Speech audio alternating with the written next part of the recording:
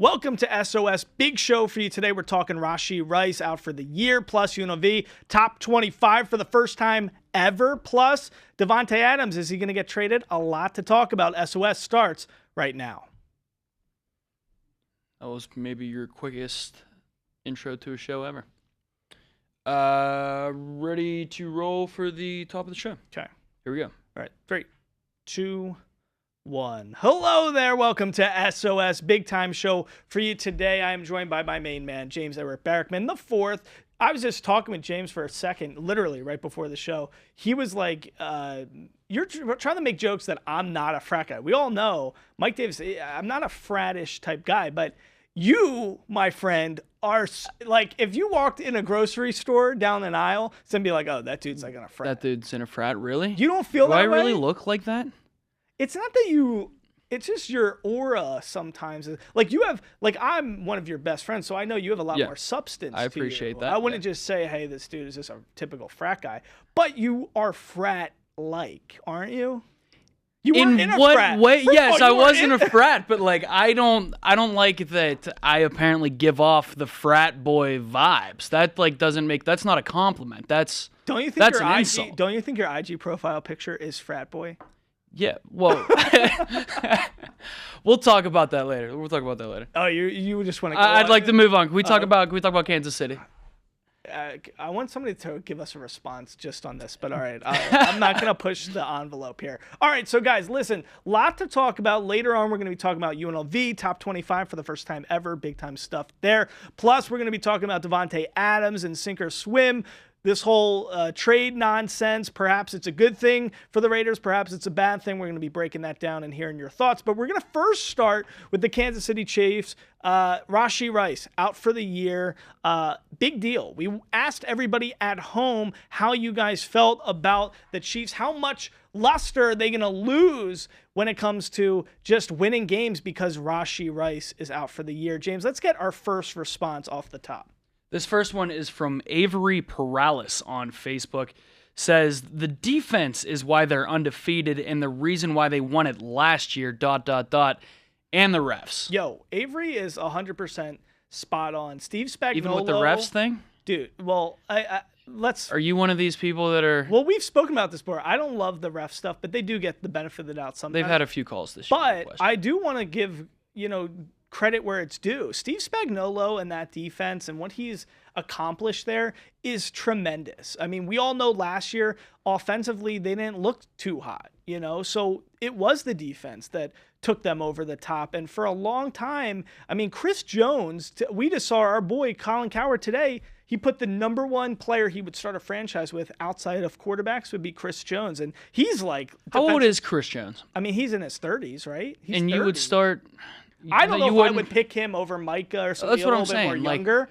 But if we're talking like a TJ Watt, this is totally off topic. But this season, he's tremendously playing. They're a stud. No Brett question Veach, about it. they draft so well. I mean, that team, they lose, L'Jarius Sneed in that trade. Doesn't even look... Haven't really missed a beat. No. So the defense has been great. Defense is great, but this question is about offense. Let's get another response from somebody because I want to know about the offensive side of the ball with this team. This is William Rich on Facebook. He says, of course they can. Mahomes can throw it to himself. He doesn't need anyone but himself. So William thinks they're going to continue their winning ways without Rashee Rice. Here's where I stand on this as I'm going to dive in. Listen, Kelce does not look like the same Travis Kelce. He's old. I wanted to believe maybe the first couple weeks of the season it was just, getting he's got the mustache. He was traveling all around the globe the entire offseason. Maybe he was, a little wear and tear, just trying to get situated again. He just doesn't look like the same Travis Kelce we know and love. He's still, in a playoff, schedule. I think he can come out and ball out, but I don't think it's going to be to the degree that we're accustomed to. I think Travis Kelce, let's just call it what it is. The man's getting old. Father Time's undefeated. How old is he exactly? He is 34. Okay. 34, I think when I last checked, or maybe he's 35 now. A lot of my friends talk about this, right? Watching Travis Kelce this season, they're looking at him. I don't know how true this is, if he actually gained weight or not. But we're sitting here watching these games. It's like, man, Travis Kelce looks like he put on a couple pounds, but not the good kind of weight, like the kind of weight where Not you're football weight. the kind of weight where you're football's first family, you're dating the most famous woman in the world, you're a 3-time Super Bowl champion, future Hall of Famer, You signed with a all these $100 million commercials. deal with Yeah. Amazon for your podcast. Right. So it's looking like fat and happy kind of weight, not like I'm hungry to win another Super Bowl kind of weight. I mean, maybe. Yeah, I have Whether that's true if he's gained weight or not, I have no idea. I think the mustache makes his face look a little like puffier than usual, but I think what the thing is here, watching the game, I did not realize. I was watching the Chiefs game and the commentators were saying he came out in the same draft as Zach Ertz, which I didn't actually know, which is crazy because Zach Ertz, he's been at, he's still playing for the Commanders, but he's been on the tail end of his career for quite a while. Yeah. I mean, it's not like he's not a top. So for him to have stayed at the elite level like he has for the past few seasons, and this is finally the first drop-off we're seeing with him, he's getting old, and it's a different thing. The problem here is, especially with the Rashee Rice stuff, is that having a bona fide one that Rice had grown into during this season and the few short games he's played, I thought it was going to take a lot of pressure off Kelce. And now defenses are going to say, hey, listen, Worthy's not really a fully viable wide receiver one. And now it's going to be like, okay, we can literally game plan to just take Kelce out of the game, and they can focus a lot of energy on him because they don't have to worry about Rice. I'm not sure teams are scared of Travis Kelce like they used to be. He still has playmaking ability, but he's lost a step. You could see it towards the end of last season. Yeah, he played a lot better in the playoffs, but regular season statistics, he's not been good really since the end of last year. But you look at their situation now.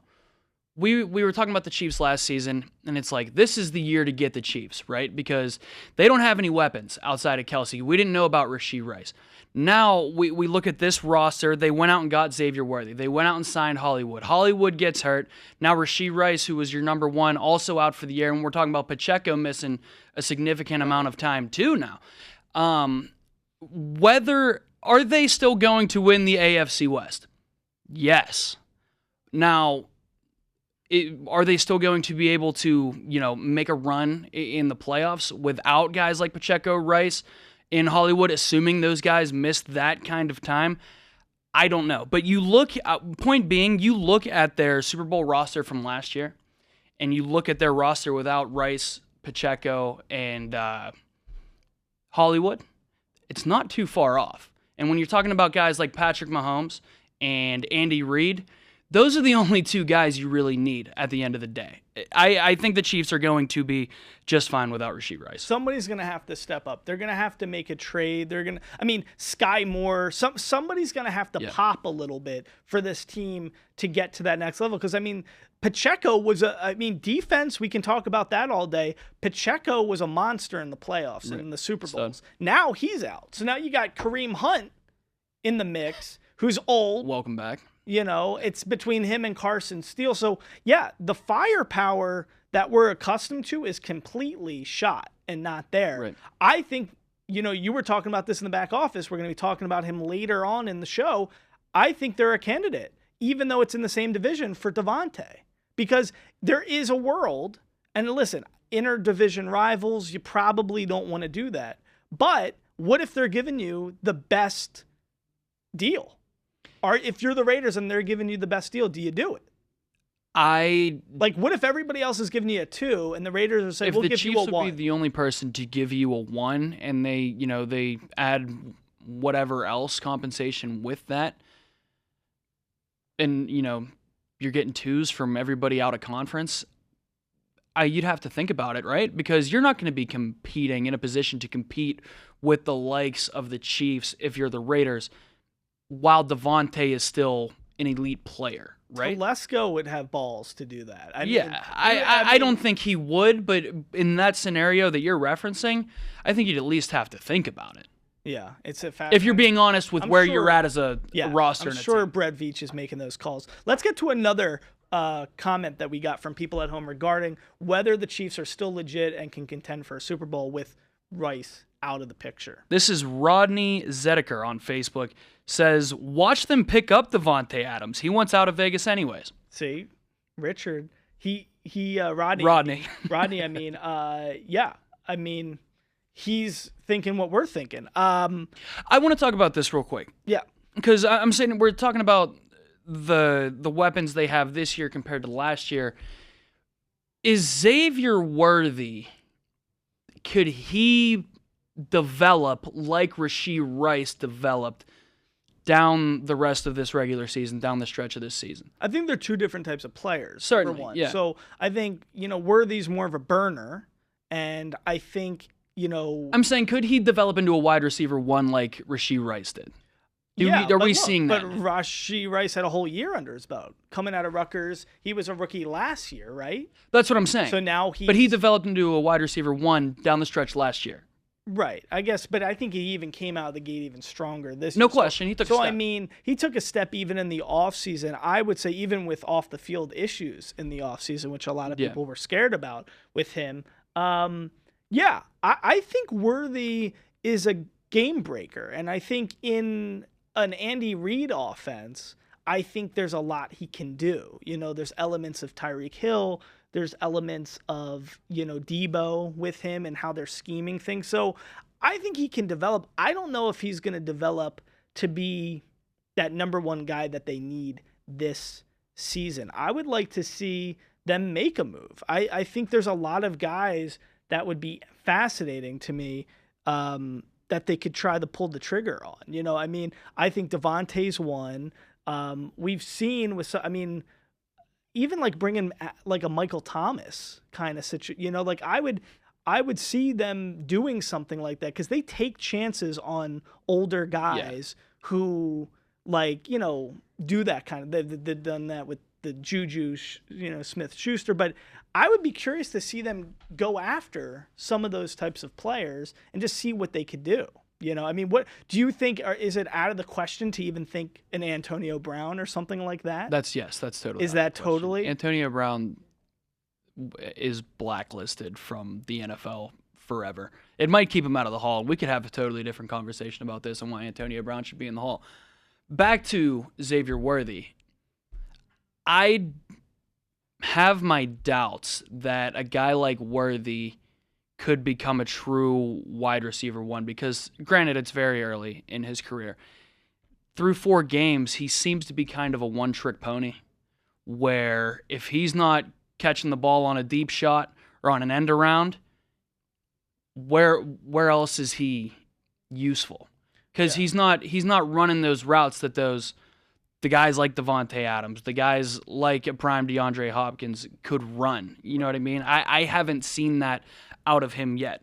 So with that being said, it's going to be tough. But again, you have Andy Reid, you have Patrick Mahomes, and that's as long as you have those two, you're always going to be in the mix, regardless of who the supporting cast is. I think with the Hollywood Brown out, with Rice out now, they were stockpiling weapons. They went Worthy in the first round. They get Hollywood Brown. They get Rice another year under his belt.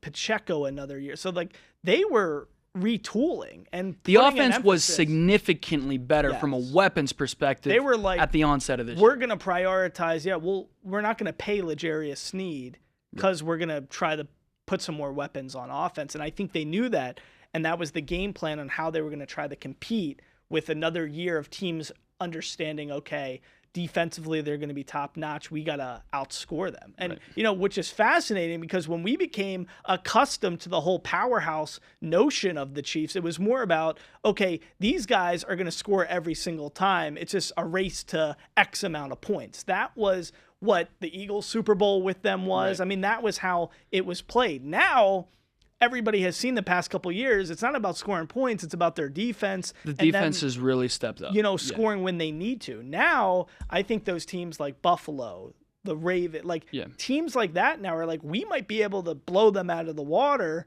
with points if we get hot and going, and that's the mentality. And I think the Chiefs got to think about who are we going to bring in to provide some more firepower, especially if it's not the same old Kelsey. They've got to be looking, and this is a little bit unrelated, but part of the reason why I never really understood why DeAndre Hopkins never took a stab that might be a there trade candidate, in free agency, right? Yeah. That could be a trade candidate with how the Titans are, flailing. Yeah. That could be. I'm going to go out on a limb, though, James, and say I think the Pacheco thing could hurt them more than Rice.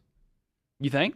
You think Pacheco's that much more effective than Hunt and Steele? Well, Steele probably. If they don't get the running game going, then it's going to – I mean, if they don't have the running game, like Pacheco could do a lot of things, catching out of the backfield, running the ball, through the gap. I mean, he can do a lot of stuff. Right.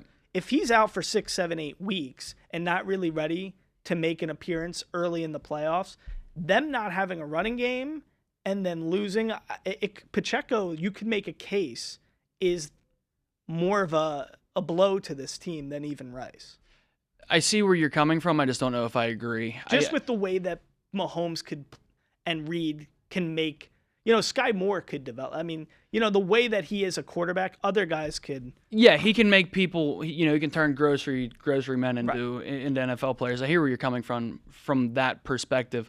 I just don't know if I agree that Isaiah Pacheco behind that O-line is, that many more steps ahead of a 29-year-old Kareem Hunt, who I still think can play a little bit. We'll see. It's interesting. It's desperate times when they shipped Kareem Hunt out after all his issues, and then they're like, no, we need you back. You know? Yeah. That's desperate times. As we head the break, James, let's hear one last response on this Rashee Rice issue. Richard Delgado on Facebook, he says, Adams sees an opening, which is why he wants to be traded, hoping to get a ring with the KC Cheats. All right, well, welcome back to Sound Off Sports. Right now, I am joined by a legend. He's going to be here in Las Vegas this Saturday at One of Us Comics, a brand new spot for their grand opening celebration. He's going to be here Saturday for a meet and greet. You know him, you love him. It's Butch Patrick from the Munsters. Yes, Eddie Munster himself. Let me start with you with this one, Butch, because when I went back, I was watching some of the episodes. Of course, I grew up watching the show. Everybody watched the Munsters as a kid. Here's what I can't believe. Such an iconic show, but when I went back and did some research, there's only 2 seasons of the Munsters. How is that possible? Well, a couple things. Number one, back in the mid-'60s, it was not uncommon for shows to run 2 or 3 years. Very popular shows at that. Gilligan's Island, Lost in Space, Star Trek, The Honeymooners, 32 episodes or something similar. So we did so many episodes a year back then that they would get a pretty good package together for syndication. Even though syndication wasn't the norm, the powers that be at the studios were hoping to get 100 episodes, and most 2 to 3 year shows got into that arena, into the realm of a syndication package. In our case, the Leave It to Beaver people did the Munsters, and although the Beaver went 6 years, we only went 2 years, and then we did a movie afterwards, which kind of gave us enough of a oomph to go on. And Fred and Al were from New York, and the ratings were suffering a little bit, so a combination of several things led us to only do 2 years. Yeah, so that's fascinating because it is one of those iconic shows, but it did catch steam and become more popular later on. So why do you think it resonated with the public so much after the fact? Well, number one, it was entertaining. It was funny. It was very different. It was one of a kind. So, whether or not you enjoyed monsters, you would watch the show. If you enjoyed comedy, you'd watch the show. It was a sitcom, and it was family-based and had good family values. Some interesting special effects. It had a lot of little hooks going on in it, but mainly it was well written and it was well produced, and we had a good cast.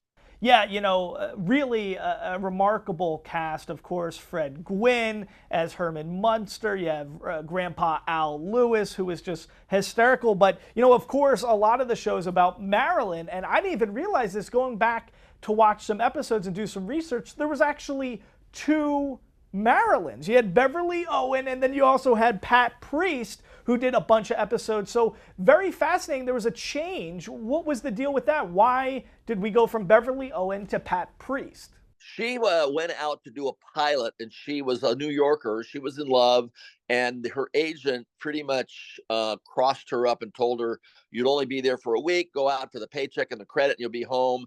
And what happened was she landed on a hit series and was stuck out there, and she was very unhappy. Oh So my God. yeah, after 13 weeks, Fred and Al went to the producers and they said, you got to let this girl go home. This is like almost like harsh and unusual punishment to her. And they said, no way, she's an integral part of the show. We're not letting her go. And Fred and Al, being the New Yorkers, and they go, well, we'll make you an offer that you can't refuse, so to speak. You either let her go or we'll quit, and you won't have a show at all. So make arrangements to bring in a new blonde. And that's what happened. Wow. Yeah, it's crazy because I went back and watched some episodes, and listen, I mean, let's just be real. Beverly Owen was smoking hot, and I read somewhere that you actually had a crush on her with taping. So just tell me, what was it like just being in the orbit of Beverly Owen when you're a young boy going through puberty? It must have been crazy. Well, you got to remember, I'm 11 years old. I started when I was 10. We went on the air. I had turned 11, and little boys around that age have crushes. I had a crush on my 5th grade teacher, Right. but Beverly Owen was quite the dish, and she was very sweet and very kind, and I just was enamored with her. I had a very big crush on her, no doubt.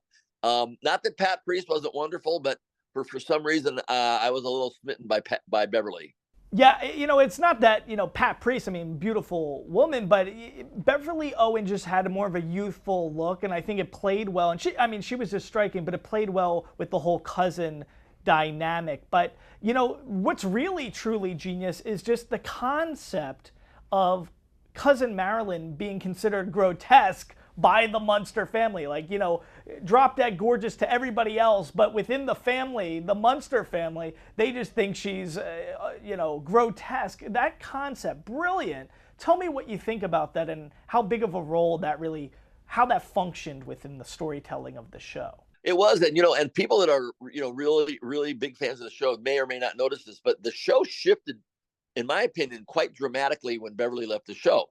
The original 13 episodes, the premise was much more about Marilyn Munster in the forefront, I should say, and the family being behind the scenes. And the whole storyline was always about Beverly trying to find love. Yeah, it's true. And her boyfriend's coming to the front door, her dates, I should say, and see the family, they run away and panic. She goes, oh, Uncle Herman, what's wrong with me? And then they go like, oh, no, they're there, dear. And then when Pat came on the show, it became a little bit more about Herman and Lily and Grandpa and Eddie, and Marilyn became a little bit more of a sidebar. Yeah, I mean, listen, in today's age, I mean, just to be truthful here, the first 15 episodes, it's basically like the storyline is, a dude's trying to bang Marilyn, and he's got to go home and meet, Herman Munster. It was, and Pat, Pat was great, but Pat will be the first one to tell you that, she didn't get as much dialogue as she would have liked. And another thing happened too was the Eddie character. A lot of times, except for like the Leave It to Beaver was groundbreaking, and it was really the first sitcom that featured the kids as the stars and the family unit as the secondaries, as a supporting role. And what happened with Fred and I, they started noticing that we had a chemistry, and the father and son shows started to rear their head, where I would volunteer my dad for something he would not want to disappoint. He would go out. We would have these father and son moments, and it evolved into several shows that featured Eddie and Herman, which was really great for me because a lot of times kids become the second Marilyn situation. They're not quite centerpiece. Butch, tell me kind of from the beginning here, because what I read is that you were noticed from an audition that your sister was actually, in fact, on. And is that how it went? She was out for an acting audition, and then you somehow got noticed. Is that correct? Right. What it was is she was 3 years old. She was just going up for a photography shoot to supply the agent with some photos they were looking to do from print modeling. And there was a gentleman named Amos Carr who was the go-to child photographer at the time in Hollywood, studio in Hollywood Boulevard, and all the working kids had Amos Carr composites. So when he was done with my sister, he looked over at me and he goes, I kind of like the look of Butch. You mind if I put this hat on him and take a few photos for my files? And my mom goes, no, not at all. So he took a picture, he put it in the window of his studio, and a couple weeks later, a producer and a director were walking by, and they were in the midst of casting a movie. Still hadn't found the youngest son of Jane Wyatt and Eddie Albert, and the younger brother of Brenda Lee for a little 20th Century Fox movie. So they inquired, and he said, "Well, he's not an actor. He was just in the, in my studio." And they go, "Well, do you know how to get in touch with him?" And he goes, "Oh yeah, of course. I can give you her agent's number, and through her, you'll find him." And one thing led to another. They tracked me down, and I went on an interview and got the movie. No experience necessary, and that's how my career started. Yeah, I'm super curious because, take me back. I mean, what was it like being 10, 11, a child actor in the 60s on a CBS sitcom? That must have been super tough, a lot of pressure, memorizing those lines, balancing school and work. And, today, obviously, the standards for a child actor are completely different. But what was it like being in the 60s? You're on a sitcom set, you got to memorize all these lines, you're 10, 11. What was it like? Wasn't it a lot of pressure? It can be. Well, it really wasn't for me. For some reason, I was always a little older for my years. I in Hollywood, I was the perfect setup. I was mentally older and physically younger. So when I was 11 and 12, I was playing 8 or 9, but mentally they used to call me a 39-year-old midget because I was so old. Wise, they go, "There's no way that's an 11-year-old kid over there." So no, it never intimidated me, and I was always a regular kid who just sort of stumbled into a surreal world of making movies and going behind the studio gates. But as soon as I came back out onto the straight, all I wanted to do was play Little League and throw a Frisbee and ride a mini bike and be a regular kid. And I lived an hour away from the studio. So I had a very big buffer zone between studio life and my normal life. But okay, so what about you? Because I mean, imagine it must be interesting. You're a celebrity, you're an icon. You go to school, everybody's like, "Wait, isn't that Butch Patrick? Isn't that Eddie Munster?" I mean, it must have been tough, or you must have been the most popular kid in school, and you're in geometry class, and people are like, "Wait, that's Eddie Munster." How did that work? What was it like being that famous as a young kid, but you're in school? Popular, it could be a good popular, and there could be a bad popular. Kids by nature are kind of not cruel, that's a little bit harsh, but they're inquisitive and they like to make fun of. And if you are something different, or if you're a celebrity, you're going to be you should have thick skin because you are going to be targeted. Let's put it that way. Out of curiosity, if nothing else, my problem when I went back into junior high school after the Munsters ended, everybody knew who I was. I was in a very big school, 3,500 students. And I created a problem for the staff because the kids wouldn't want to go back to class after nutrition because they were all like, hanging around, looking at me and, making fun of me or whatever they wanted to do. So the solution that the school had was to throw me out of school. And they did it twice. But the third time around, I said, I don't want to go to a private school, Mom. And she goes, "Well, then you're just going to have to figure out a way to make this work." And we did. We had a little assembly, and they had a formal introduction to the school. So instead of individual people doing all this, we just decided, let's let everybody know about it all at once. And that's kind of how it worked. It's a shame.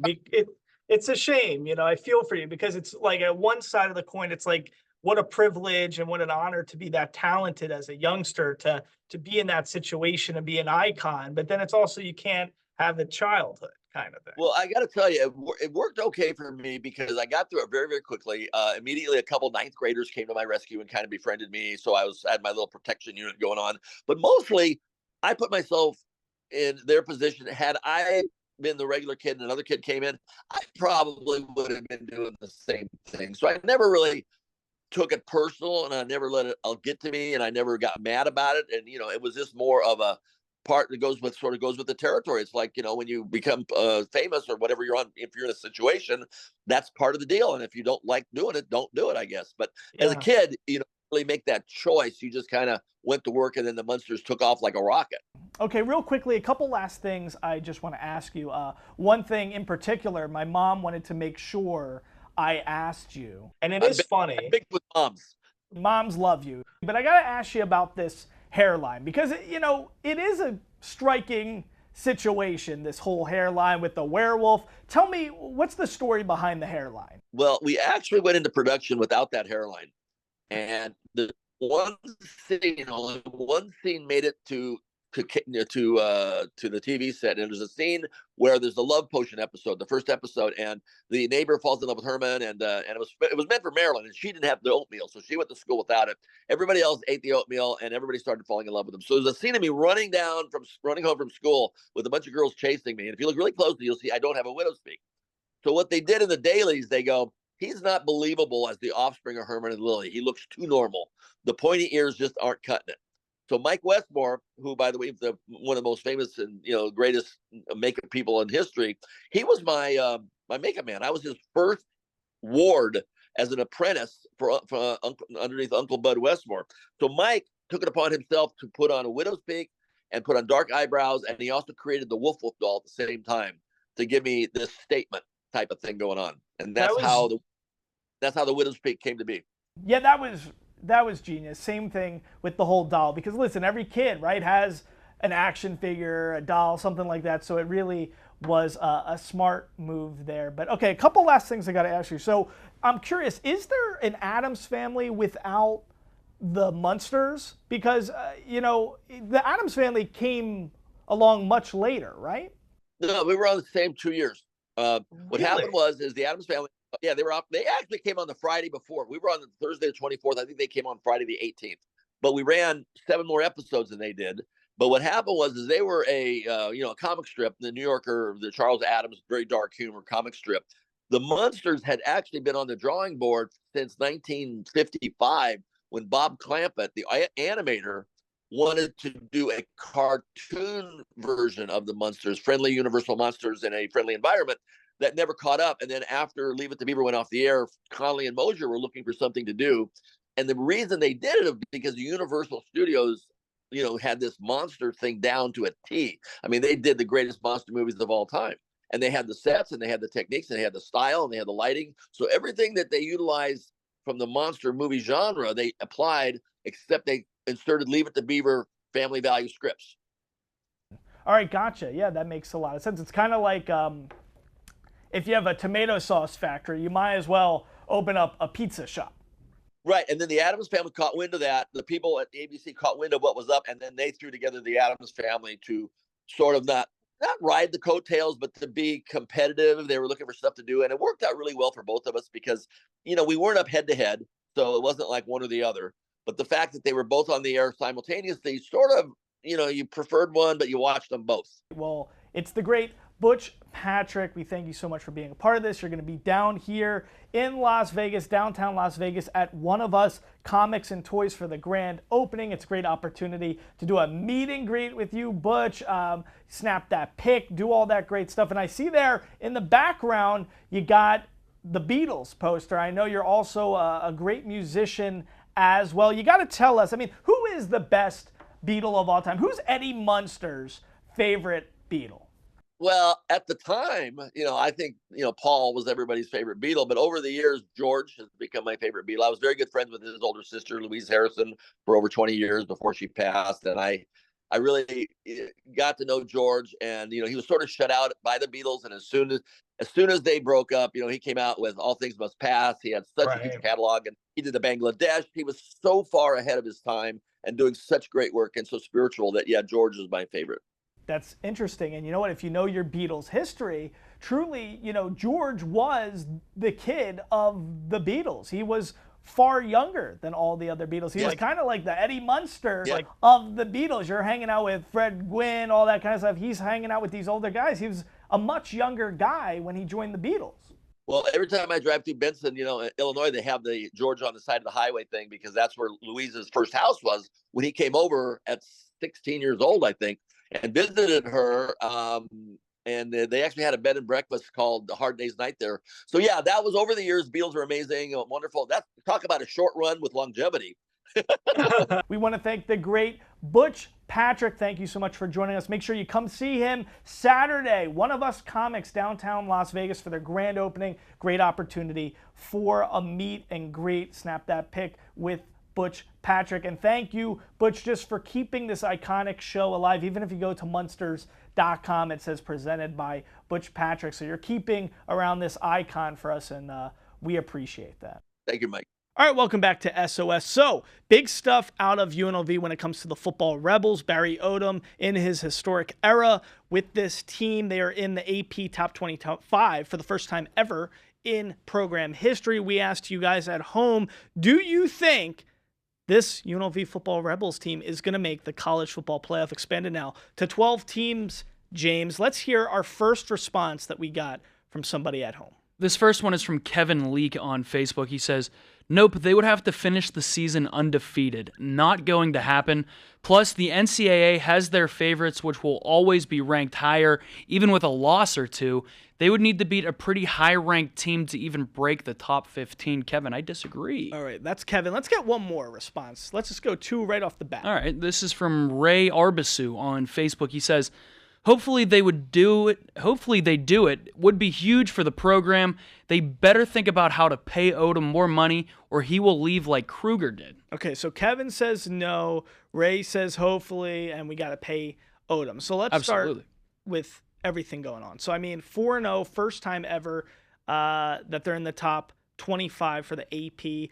Last time they were 4-0, I believe, was 1976. So this is big time, new territory for a lot of Rebels fans.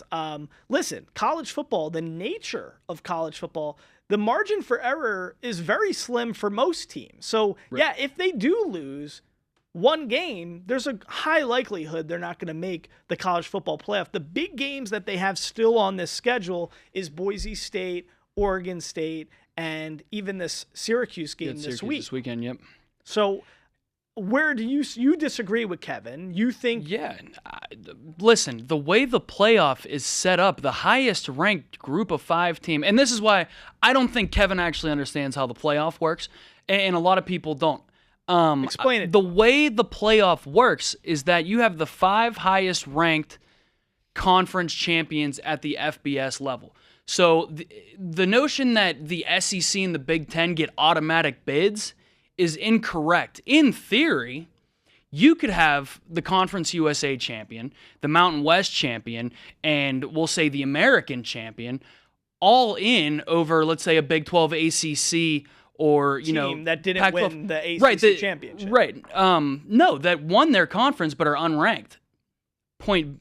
Okay. You understand what I'm saying? Because it's all about the highest ranked conference champions at the FBS level. So if that is a Conference USA team and they're higher ranked than the ACC champion, that Conference USA team's going to get in over the ACC champion. You understand what I'm saying? Right. But a team like, that has one loss that's in the SEC that, might not win the SEC championship, they're probably still going to be higher seeded in the college football playoff, even if UNLV goes undefeated and wins the Mountain West, correct? No, because you have 4 power conferences, right? And we're going to assume that the SEC, the Big 10, the Big 12, and the ACC champions all get their automatic bids. Right. So that leaves one open auto bid for a group of 5 champion.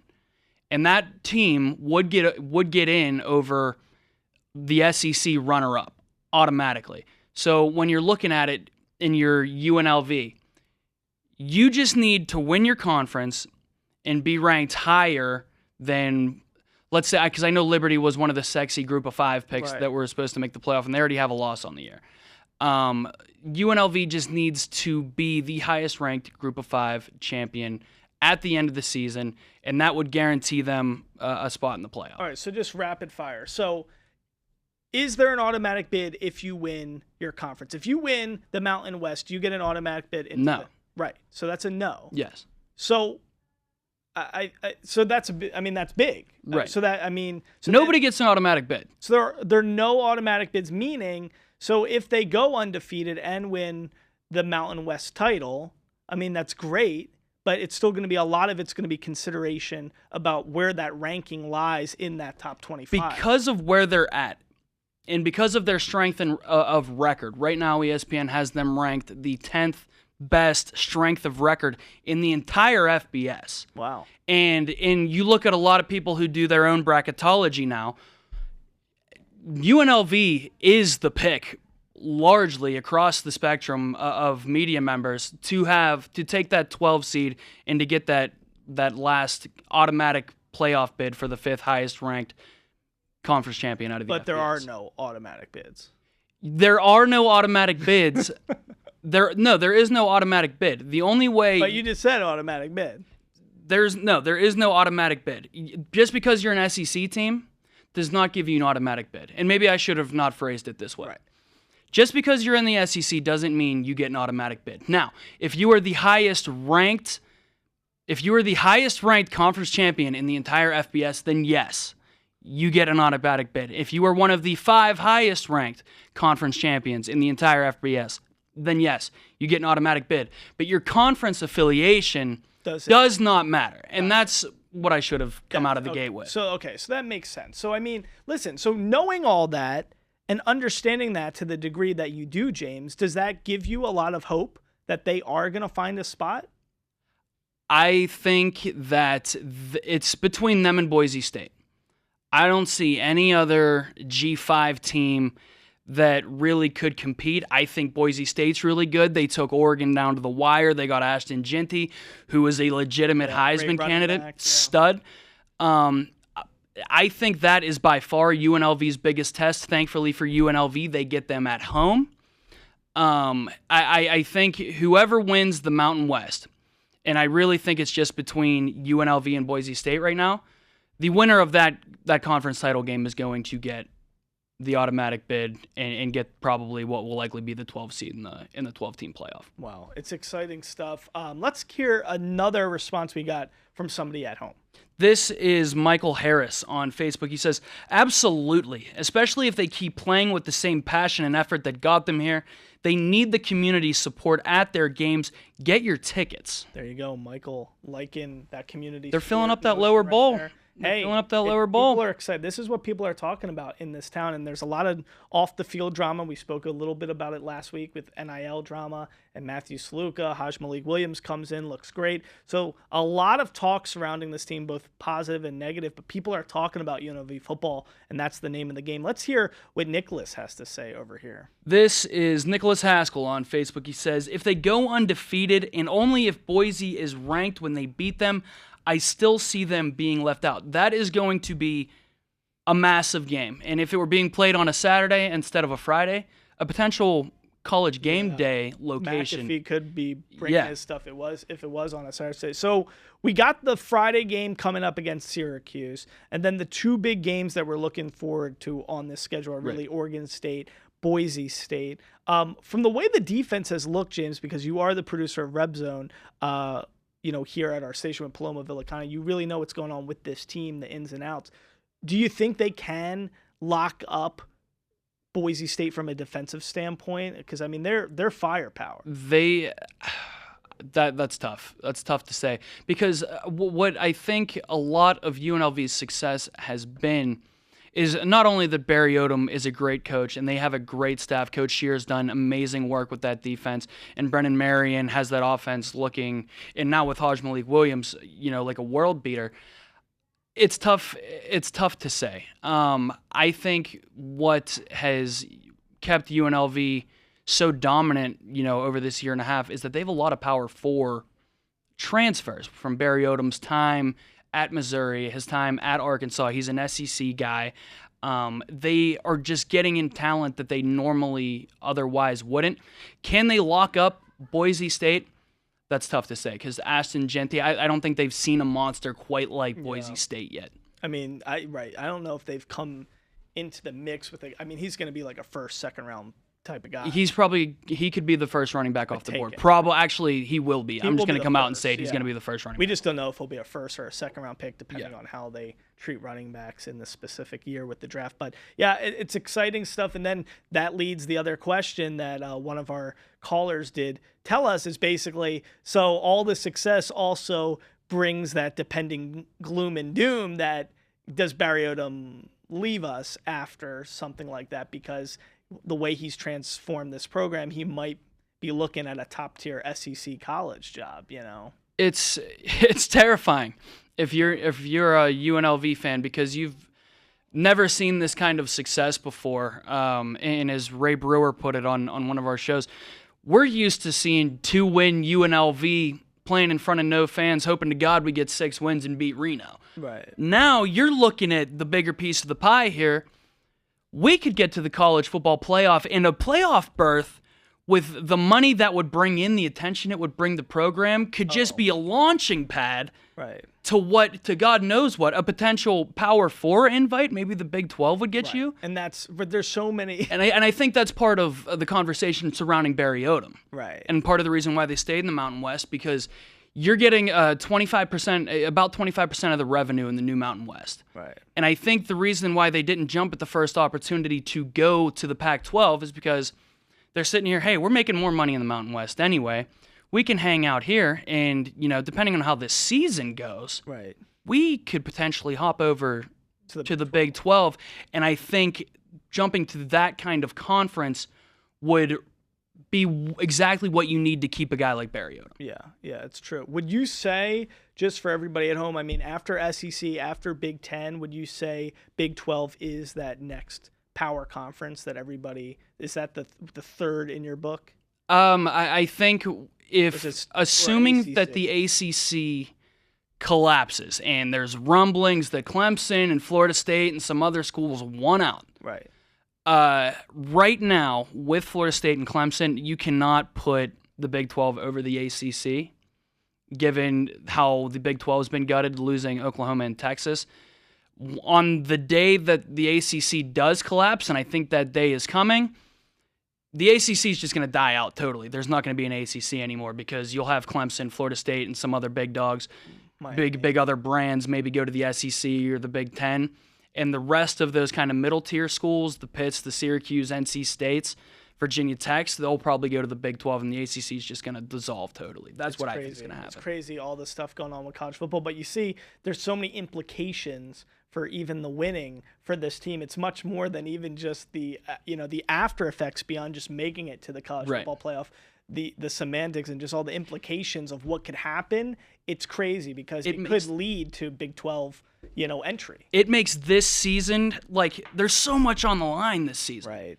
Just outside of, what happens on the field, because you're talking about long-term future of your program, money, revenue, and setting yourself up to be relevant in the future on the scale of college football, on the landscape. It's an incredible thing, and it's just nuts to think about. Just a short 5 years ago, when I first came to this station, and Paloma came around the same time, she's doing Red Zone, Marcus Arroyo, and there's no relevancy. Right. The program was nothing. So it's crazy just the turnaround that Barry Odom has induced with this team in a short period of time. We got 2 more responses, James. Let's hear one of these right now. This is Calvin Milling on Facebook. He says, granted, Coach Odom is from the SEC and has a lot of knowledge about how to get a team to the caliber they need to be. I work for UNLV and have seen the ups and downs over the past 10 years working here. I am happy to see UNLV getting in the top 25 and fight to get higher. It could be possible, but feel other conferences have better teams. Yeah, it's amazing stuff.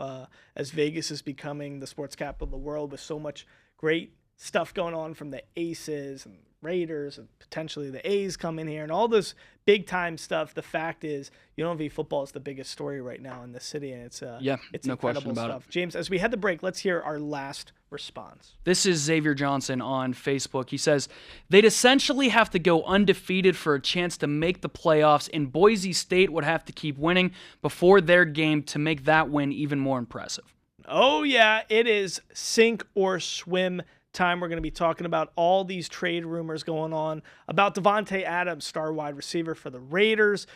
James, it looks interesting right now as a lot of people are drumming up different trade potential partners. There's been reports from Davante's camp that he's most interested in the Jets and the Saints, two of his former quarterbacks, in Derek Carr and Aaron Rodgers, respectively.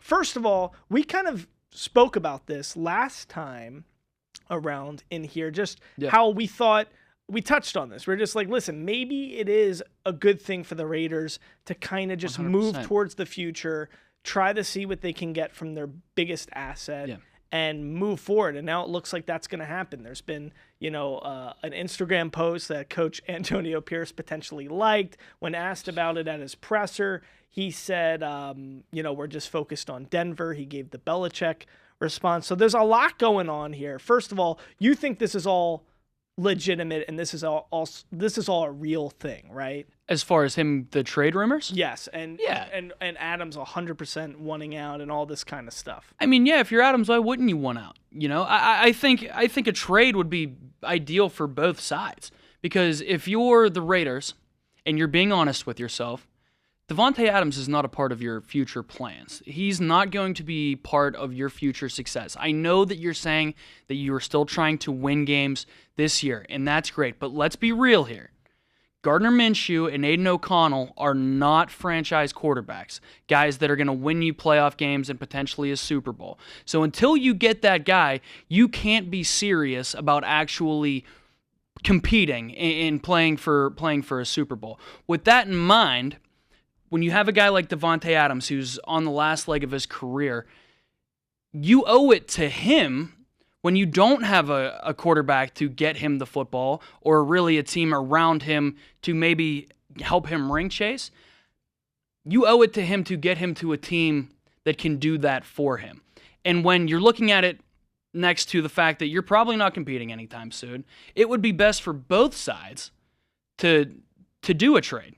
Get whatever you can get. How much of this? I have two questions. I'm curious what we think he can, garner for this team. What would a trade look like? What can you get for Davante Adams? But the other question I have is, first of all, how much of this is in follow-up to the business decisions comment from the Carolina game? Was he one of those suspects? And do you think that this has been expedited, this talk, and, due to that? I'm not into conspiracy theories, but there were rumors that, that comment was about Davante Adams.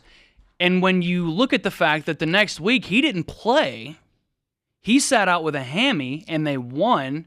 And then the whole thing comes out with the Instagram post and Antonio Pierce like this. He goes on Kay Adams talking about, I haven't had any communication with the team. I don't know what's going on. Maybe it was, because there is a paper trail there to suggest that what you're saying is true. That's what I think. That's why, I think you and I are coming in from this, we're managing a Madden franchise, and we want to get, something in return for Davante Adams before it's too late. I think it's more about all this off the field stuff that's going on. I think they still wanted to compete, wanted to have the best players out on the field. And they're winning still. I mean, they don't have the worst record. They're 2-2. They're 2-2. No. So, they're making stuff happen to a degree. Yes, Aiden O'Connell, Gardner Minshew, you're not winning a Super Bowl with them under center, but still, you're competing for games, Yeah. And I think it's more so a lot of this off the field stuff that is now shining a light on maybe we should just do the smart thing and try to see what we can get for him. But now, what can you get for Davante Adams? Because, a first-round pick is probably not the case. No, I think if you can get a second and another pick, if you're the Raiders, go ahead and do that. Let's get younger. We know that we don't have our franchise quarterback yet, and God willing for them, they get into that top 10 of the draft this year and get one of the top guys. And then you pile on picks to, give that quarterback some weapons, some help. When you do get your franchise guy. So I think it's in everybody's best interest, the Raiders and Davante Adams, for both of them to part ways. Raiders get some picks in return. Davante gets to go play for a team that has real Super Bowl aspirations. We got a voicemail from a fan at home about this exact topic. Let's hear what he had to say. Good morning, Mike. Let's think outside the box. Davante Adams wants to go. Let him go. He's wasting his talent here. Especially with a quarterback like Minshew, he belongs on a damn Harley-Davidson. Now, let's get crazy. Trevor Lawrence and the Jaguars are not having great chemistry at all. They only got him because they were sorry. Let's do some miracles. Let's get Trevor Lawrence to the Raiders. He is a Raider. You need that attitude. And get rid of McDonald, Minshew, whoever you need to get rid of. If Davante's going to go, Davis, work some miracles with that pocketbook and get you Trevor Lawrence. That's the Raider attitude. I know it's off topic, but that needs to happen for both sides. And anything could happen in football. Money talks. I'm just gonna say this. That is my favorite call I have ever received for Sound Off Sports, just because the personality. More than the Brock Bowers call? I love that guy. Okay. I just want to clap it up for this dude. I just love that guy. What a great call. Thank you. And the fact that he just called in about something we weren't even asking about is no, we appreciate that's great for us. I love that. Having said that, I do not foresee Davante Adams for Trevor Lawrence happening. But I like how much this guy is thinking. You know, I mean, listen, he is right. Money talks. You never know what's going to happen in football. Trevor Lawrence has looked awful. The Jaguars franchise, I don't know if they're ready to give up on Trevor Lawrence yet. I don't know from a You can't cost give up standpoint. on a guy that you just made like the highest paid quarterback ever, whatever that contract was. So I mean, it's tough. I could see. Listen, I will give our caller credit.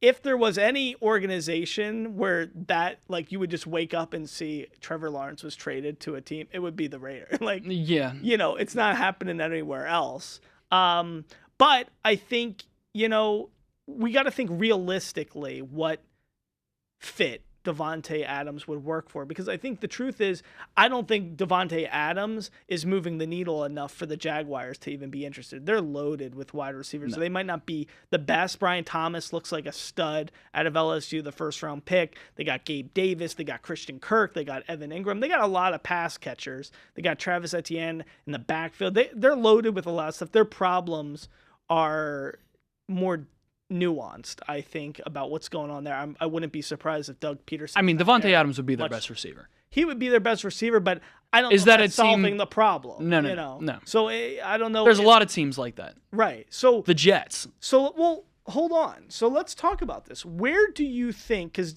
Davante wants to go to either the Jets or the Saints, according to his camp, which makes sense. 2 quarterbacks he's played with. Where do you think the best fit for Davante is? And don't think about your fantasy team, because I know you have Davante Adams on your fantasy team. His best fit? To win, to go ring chasing, and where he's going to go there, and like giving a 2 and a 3 would make sense for that team, because it takes them to the next. Like adding him into the mix, into the fold, would just be such a no-brainer. I'm going to come out and say this, and it's not going to happen. And I'm saying no-brainer, like even you'd give a first-rounder because it's such a no-brainer. I'm just going to come out and say this. It's not going to happen, but you're talking no-brainer, slam dunk. It's the Kansas City Chiefs. Right. The Chiefs need wide receiver 1. I mean, this isn't going to happen either, but there's talks that Miami would trade Tyreek Hill back to Kansas City just because they need a wide receiver 1 so bad. Like I said, that's not going to happen. I don't think the Raiders are dumb enough to trade Davante to a division rival. But I think that's the best fit for Davante and for the team that would be getting him. It would be scary to imagine him playing with the Chiefs. I don't know. To me, I still think that the Jets would force something, because I think the Jets are in a predicament where they got a good defense. They got Breece Hall. They got Garrett Wilson. Mike Williams supposedly should be doing more. You know, they got a lot of stuff going on. They got the right pieces, and they got Aaron Rodgers about to get aged out. Like, it's do or die for them right now. So I could see the Jets and Joe Douglas, the GM, forcing the issue and saying, listen, we got to get Davante here and just see how that works for us. And maybe, because listen, they're not scoring enough. I mean, against the Broncos team, but it's not for lack of weapons. It's not for lack of weapons, but when you have Garrett Wilson, Davante Adams, Aaron Rodgers, Breece Hall on offense, now they have a bad O-line, but you got to think that's going to help a little bit. And maybe you got to go for broke when you're paying Rodgers and you got to deal with him now. You know, it would help. It would help. Davante Adams would help anybody, right? But when you're the Jets and you have Aaron Rodgers, whose arm still looks electric to this day, right? Garrett Wilson, who's an absolute stud, bona fide number 1, Breece Hall, nasty. O-line, question marks, no question. And Nathaniel Hackett, I think, is the biggest question mark of them all, because you have all these weapons. it's on you now. Right. At this point, you got to look at the coaching, right? And this falls on Saleh too, right? Yeah. It's on Hackett. You wanted Aaron Rodgers to kind of come in and save your franchise. You get him, and he's like, hey, I need my buddy to come with me to be the OC, who hasn't really proven to be a good OC. Worth anything as an OC. You bring in Randall Cobb for him too. You bring in Alan Lazard. You basically brought half the Packers organization with you. It's not working. I think as great as Aaron Rodgers is as a player, what you let him talk you into doing by bringing in Nathaniel Hackett, just his buddy, he's somebody who's comfortable working with, I think this is affecting the product on the field, because we know at this point, Nathaniel Hackett's not it. Yeah. Bro, whether he's a head coach, OC. Yeah. I mean, the coaching situation there is bleak. We don't like Hackett as an OC. Saleh is probably going to get fired if things don't change around there. I just think if I'm going through the computations in my mind, I could see the Jets saying, we need to make a splash. To me, Davante going to the Jets is different than Davante going to Jacksonville, right? You're saying Davante helps any team.